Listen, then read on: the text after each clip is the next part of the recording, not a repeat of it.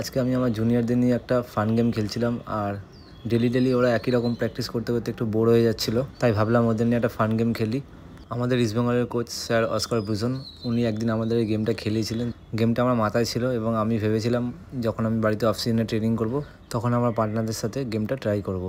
আমরা টোটাল 8 জন ছিলাম এবং লাদেনকে বললাম, লাদেন তুই তোর মতন 4 জনকে বেছে নে। আর লাদেন এত সেয়ানা, ওকে টিম বাঁচতে বলেছি বলে ও ভালো ভালো প্লেয়ারগুলোকে বেছে নিয়েছে। আর এই গেমটার রুলস হচ্ছে এই মার্কার এখান থেকে একজন জ্যাপ করবে আর বাকি 3 জন গোলের ফ্রন্ট সাইডে থাকবে। আর এই জ্যাপ করা বলটা এয়ারেই এবং 3 জনকে সিঙ্গেল টাচ করতে হবে আর লাস্ট যে টাচটা করবে সেই টাচে ডাইরেক্ট গোল করতে হবে। আর যদি গোল হয়ে যায় যে জ্যাপ করছে তার জায়গায় অন্য একটা প্লেয়ার আসবে ওই 3 জনের মধ্যে থেকে, মানে গোল হলেই প্লেয়ার অল্টারনেট করে চেঞ্জ করবে। এই ফান গেমটা তোমরাও বাড়িতে খেলতে পারো আর 4 জনের বেশি না খেললেই বেটার হয়, যেহেতু এটা ফান গেম তাই 4 জনের বেশি খেললে মজা আসবে না। দেখতেই পাচ্ছ আমাদের টিমটার কি অবস্থা, তাই এই গেমটা আমরা হেরে যাই আর হেরে যাওয়ার জন্য আমাদের পানিশমেন্ট দেয়। সরি তোমাদের পানিশমেন্টের ভিডিওটা দেখাতে পারলাম।